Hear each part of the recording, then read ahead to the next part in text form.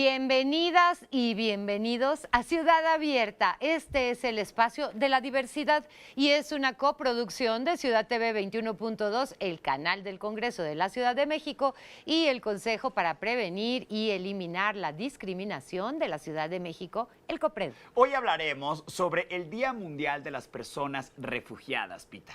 Bueno, pues en el año 2000, la Asamblea General de las Naciones Unidas declaró el 20 de junio como Día Mundial de las y los Refugiados, como una expresión de solidaridad con África, un continente que alberga a la mayoría de las personas refugiadas del mundo. Fíjate que según datos del Alto Comisionado de las Naciones Unidas para el Refugiado, actualmente existen más de 68.5 millones de personas desplazadas en el mundo y que de ellas 25.4 millones son personas refugiadas. Bueno, pues para conocer más sobre este tema está con nosotros Alejandro de la Peña. Él es titular del área psicosocial de Sin Fronteras, una organización civil que aborda el fenómeno migratorio internacional desde una visión integral para garantizar el respeto y los derechos humanos y también para promover el mejoramiento de las condiciones de vida de las personas migrantes, refugiadas y sus familias.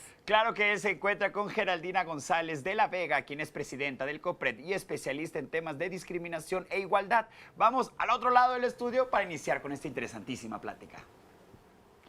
Muchas gracias, Pita y Paco. Pues sí, estamos aquí con Alejandro de Sin Fronteras para un tema que está ahorita en boca de todos y de todas.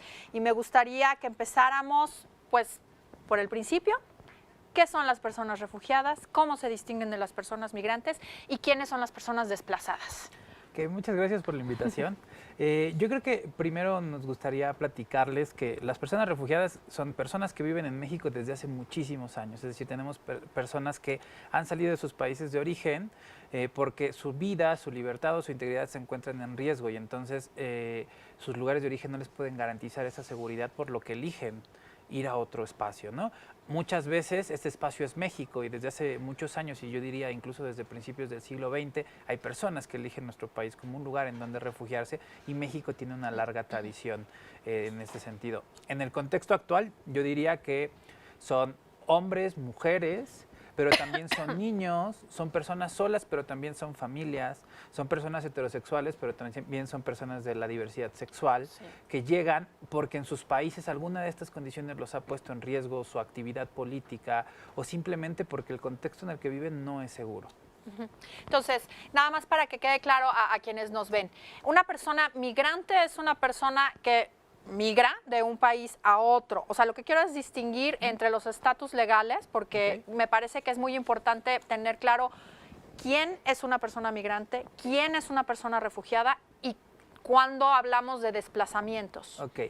En general podemos decir que cualquier persona que se mueve a través de territorios es una persona en situación de movilidad. Sí. Y lo que hace una diferencia es la razón por la que se mueven. Entonces, cuando se mueven por una razón, vamos a decir, primordialmente económica, sí, o para estudiar o para tener un mejor trabajo, estamos hablando de migrantes. Sí. Cuando se trata de personas que salen porque su seguridad está en riesgo, en el momento en el que salen por esa razón se convierten en refugiadas. Sí. Cuando llegan a un país nuevo, lo único que hace ese país es reconocer esa condición que ellos ya tienen, porque la razón por la que salieron fue por el temor que tienen de que su vida esté en riesgo y de que el estado del que salen no les puede garantizar esa seguridad.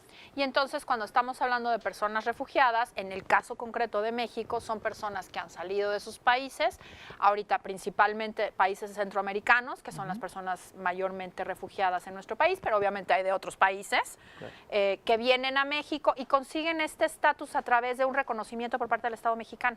Así es. Yo, para contextualizar un poco, hablaría de que en la actualidad hay personas de El Salvador, Honduras, Guatemala, primordialmente, también Nicaragua, Venezuela, Cuba, y países africanos y Haití, que han estado presentes a lo largo de los últimos 10, 15 años en México como refugiados, y lo que sucede es que cuando llegan aquí tienen que solicitar este estatus ante la Comisión Mexicana de Ayuda a los Refugiados, mejor conocida como la COMAR. La COMAR, que es una comisión que depende del gobierno federal y que es ante quien acuden, digamos, para solicitar esta condición de refugiados. Así es, ante esta comisión llevan a cabo un procedimiento que está basado en las leyes mexicanas sobre el tema y en el cual les hacen una entrevista donde hacen una revisión para ver si son personas refugiadas o no y les reconocen este estatus. Esta comisión tiene muchos años, aunque recientemente encontramos que hay una debilidad institucional importante y en la coyuntura actual sería muy necesario aumentar las capacidades de esta comisión. Justo escuchaba yo en una entrevista con Mark Manley de ACNUR el otro día que estaba diciendo que está pues desbordada la comisión porque tenemos un fenómeno migratorio ahorita mucho mayor del que ya estábamos acostumbrados a tener.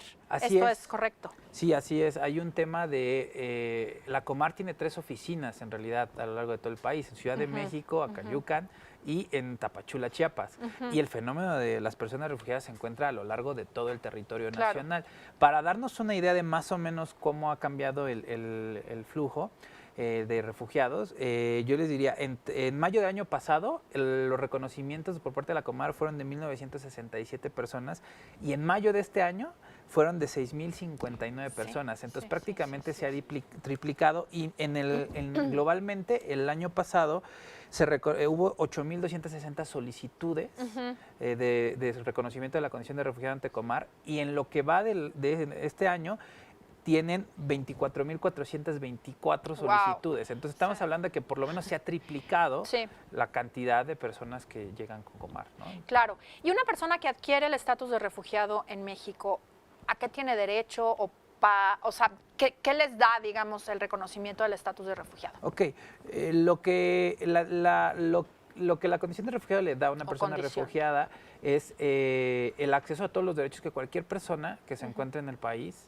así como dice el primero constitucional, tendría garantizada, ¿no? Solamente que la diferencia, es decir, eso también lo tiene un migrante irregular. Es lo que te iba a decir. La diferencia es que sí hay una comisión específica y hay una serie de acciones particulares que el Estado mexicano está obligado a realizar para ayudar a que la gente entre o tenga acceso a su derecho a la educación, a la salud, al empleo, y que bueno, eso implica un trabajo no solo del gobierno mexicano, sino de diferentes actores de la sociedad civil, la iniciativa privada, que tienen que crear estas soluciones como país. Claro.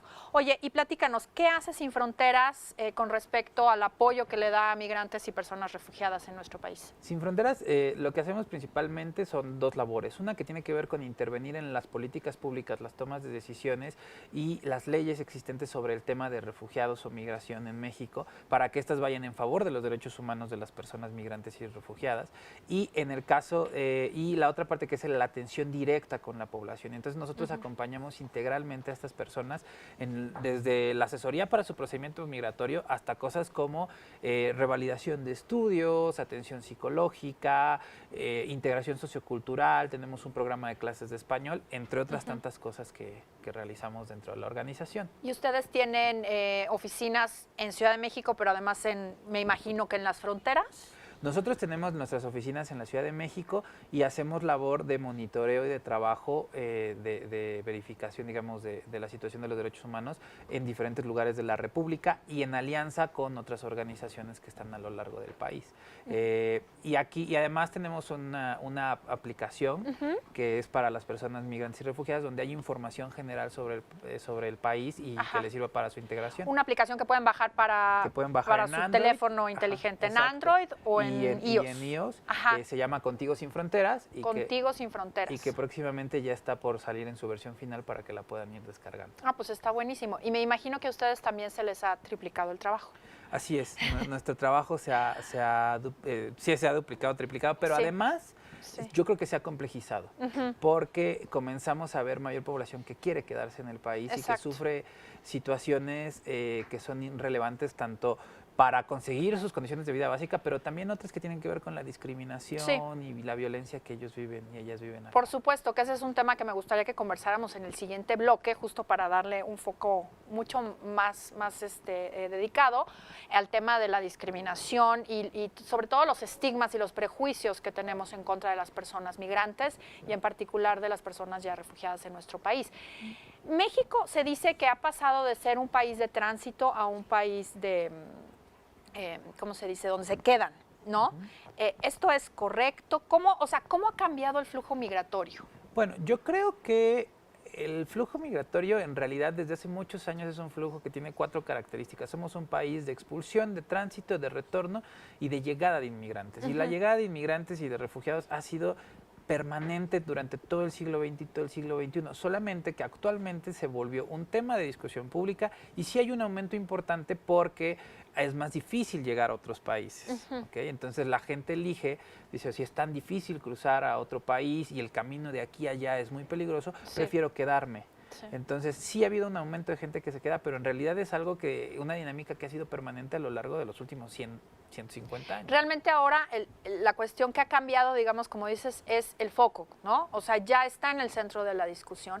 Y otro tema que también se dice mucho y quisiera que nos platicaras es que lo que dicen que ha cambiado y por eso ha cambiado el foco es que antes las personas migrantes cruzaban el territorio solas, digamos, o en pequeños grupos, y ahora vienen en caravanas. ¿Esto es correcto? ¿Por qué se da este fenómeno? Bueno, en realidad es complicado saber por qué se dan las caravanas. Hay muchas hipótesis, ¿no? Unas tienen que ver con que sí hay como mayor organización para la salida y una que es muy coherente tiene que ver con que es un mecanismo de protección. Se vuelve tan violento el contexto de tránsito y también la persecución de la autoridad es tan fuerte que ir en conjunto se vuelve como una cámara de protección. Y tampoco es que vengan en grandes caravanas. Digo, de repente el efecto mediático es importante. Y aquí quisiera compartir unos datos que a mí me parecen muy interesantes. Por ejemplo, en la caravana de abril del 2019 venían entre 1,000 y 2,000 personas, ¿no? Sí. Y si lo comparamos con la cantidad de gente que va al Festival Cervantino de Guanajuato, que son 450,000, eso es ni el 1% de eso, ¿no? Entonces, en realidad, de repente cuando los vemos en los medios parece que son grandes cantidades de gente, pero no. O sea, son cantidades de personas que en México estamos acostumbrados. Es más, en el Metro Pantitlán a las 6 de la tarde hay más gente junta, ¿no? Por supuesto, y que tiene que ver con los estigmas, que es justo sobre lo que vamos a platicar después del corte. No le cambien.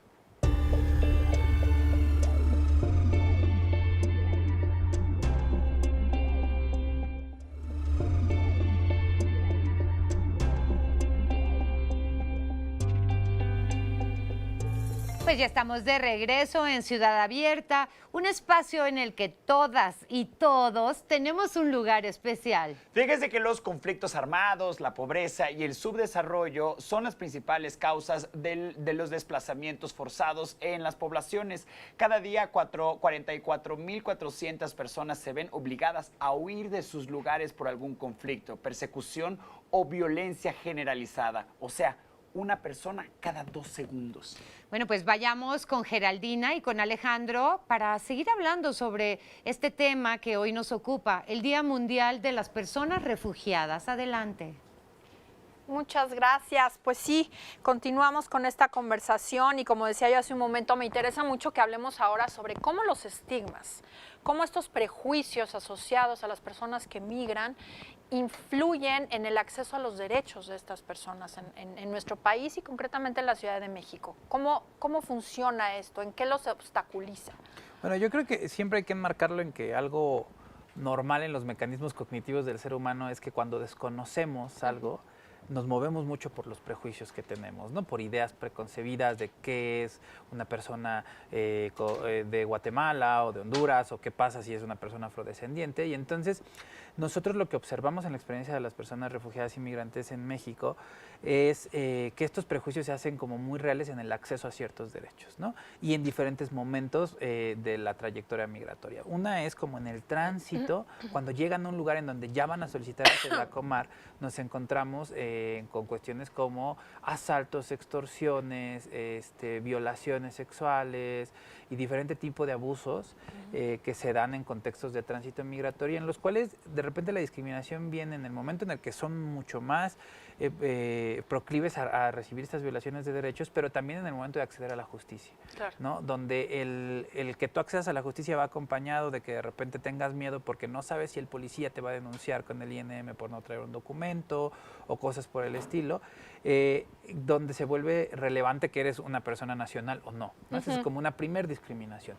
Ya en los lugares de arribo, ya en donde se quedan a vivir, ya nos encontramos con otras cosas como que de repente cuando van a la escuela les dicen que no los pueden aceptar porque no son mexicanos, ¿no? O hemos tenido casos en donde los servicios médicos, el mismo médico les dice, oye, ¿tú por qué vienes aquí a los servicios y estos servicios son para mexicanos? De acuerdo a las leyes mexicanas, de acuerdo al artículo 1 constitucional, no hay nada que prohíba que un extranjero entre esos servicios. Sí. Es más, en el caso de los refugiados, tiene que haber políticas que promuevan que ellos accedan. Por supuesto, los derechos son para cualquier persona que resida o que transite por el país, independientemente de su nacionalidad o de su condición migratoria, porque también esa es una razón por la que muchas personas dicen, pero es que ¿por qué voy a respetar los derechos de una persona migrante si entra a mi país de manera ilegal, ¿no?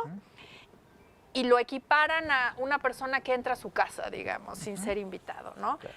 Esto, ¿cómo ustedes intervienen, digamos, en algún tipo de capacitación de autoridades migratorias? Yo creo que aquí es importante pensar que otro estigma u otro prejuicio es pensar que la gente no accede a un documento migratorio porque no quiere. Claro, claro. Y es muy diferente pensar que no accede porque no quiera, que no accede porque no puede, porque es inaccesible ese documento migratorio. Entonces, uno de los trabajos que hacemos es ir con la autoridad migratoria y decirle que tiene que modificar sus políticas o modificar las leyes para que sean más accesibles a ciertos perfiles. ¿Cuáles son esos perfiles? Los predominantes, los perfiles de personas que no tienen tantos recursos y que entonces no pueden ir a un consulado o que no pueden esperar o que no pueden pagar un avión para llegar a la Ciudad de México, donde está la oficina de Comar, para poder acceder al procedimiento de reconocimiento de la condición de refugiado. Entonces, en ese sentido, esto es un punto muy importante y además yo aclararía algo. En México es una falta administrativa el no tener un documento migratorio. Claro, y eso es una diferencia fundamental, Sí. porque tiene la equivalencia a que yo cometa algún desfiguro en la vía pública, Te ¿no? pases un alto. Me pase un alto o me agarra el alcoholímetro, Sí, ¿no? sí. Y que la detención es de 72 horas máximo o pago una multa. Y en el caso de los migrantes y de los refugiados, por ejemplo, si los detectan que no tienen documento migratorio, pueden pasar hasta 3 meses en una estación migratoria. Como mínimo una semana o hasta 3 meses, el cual está totalmente fuera de proporción con su lugar dentro del marco jurídico mexicano. Y el marco jurídico mexicano, esa era otra pregunta que quería yo hacerte, ¿es conforme con los tratados internacionales o con el derecho internacional sobre personas migrantes y refugiadas? El marco jurídico es maravilloso cuando tú lo lees, ¿no?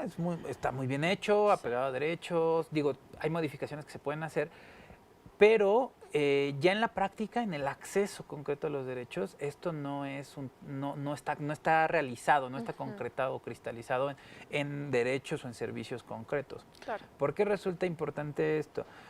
Porque no es una política transversal al gobierno el tema del refugio y la movilidad humana, ¿no? Las circunstancias actuales están obligando tal vez a que así sea, pero esto es muy importante porque la funcionaria pública de salud o el funcionario público de empleo o de diferentes temas específicos del gobierno no conoce las leyes sobre estos temas. Entonces, se mueve a partir de prejuicios y no sabe que está obligado o que, por ejemplo, la ley de migración garantiza que cualquier persona pueda acceder a la educación sin importar su condición migratoria, que también ciertos servicios de salud son accesibles sin importar si tengo un documento o no.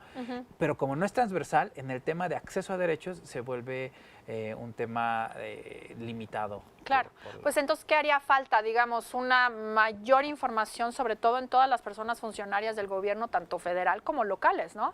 Yo creo que lo que hace falta es la creación de una política transversalizada, no solo información, porque bueno, una de las cosas que hacemos nosotros en Sin Fronteras es ir a capacitar y darles la información, pero mientras no sea una política en el cual, así como se ha hecho con el tema indígena o con el tema mujeres, en el cual nuestros servicios estén adecuados, voy a poner un ejemplo muy concreto, nosotros no tenemos servicios multilingües. De salud o de empleo, todos son en español, entonces partimos del supuesto de que tienen que saber español a fuerza, ¿no? Entonces, transversalizarlo implica modificar ese tipo de mecanismos. Bueno, pues es muy importante sobre todo destacar que los derechos los tiene cualquier persona independientemente de su nacionalidad y de su estatus migratorio. Así es. Con esto, pues terminamos el programa. Muchísimas gracias. Regresamos con Pita y con Paco. Gracias, Geraldina, muchísimas gracias. Y bueno, pues hasta aquí hemos llegado. Este es el final de esta emisión de Ciudad Abierta, que como saben es una coproducción de Ciudad TV 21.2, el canal del Congreso de la Ciudad de México, con el Consejo para Prevenir y Eliminar la Discriminación de la Ciudad de México, el COPRED. Bueno, pues nos vemos el próximo miércoles con Ciudad Abierta a partir de las 5:30 de la tarde para una nueva emisión. Y que no se les olvide que mañana tienen un compromiso, Pitar. Claro que sí, en punto de las 3, aquí estamos en el ombligo Ah, de qué la formalidad. luna. Gracias, hasta mañana.